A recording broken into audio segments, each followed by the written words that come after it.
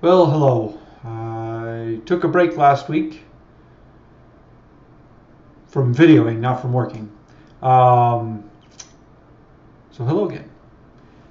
So I released Vagabond last week, which is version 0.1.0 of the JavaScript graph database.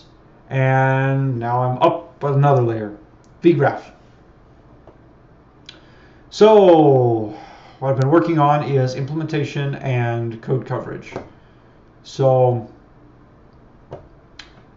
this is generated by Istanbul code coverage. So you can see I'm working in ES6 still. And it's just basic. Everything's promise-based or generator-based, which is really, really nice. I put some nice things into Vagabond, like this query.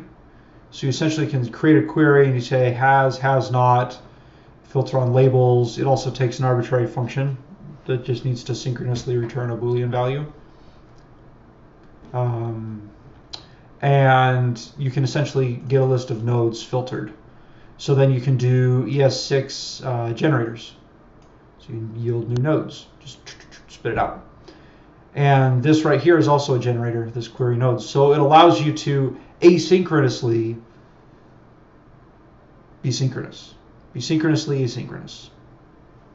There's a couple, two-ality, like the number 2 and then ality has a wonderful rundown on ES6 generators, and Mozilla Hacks does as well.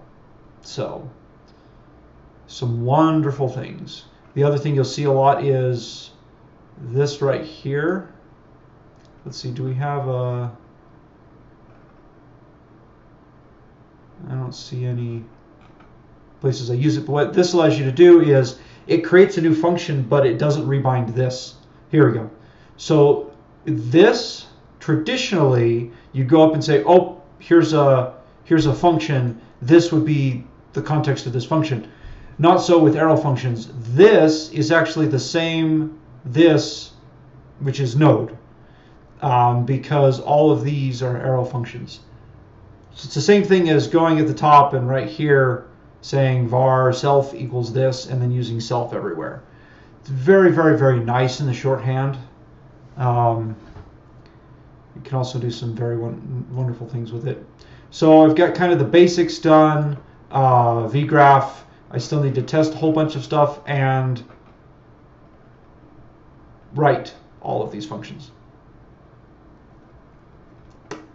So once we write it, then we go up another level. We start at the Petri level, which we go on and on and on and on. So back up the stack again, but when this is done, we'll be able to run this in a web worker.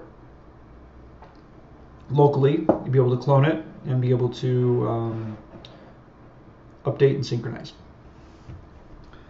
So that's it for today. Really short video. Tomorrow is just going to be more grunt work. So it's kind of going to be grunt work for the next week or two. So that's it. Take care.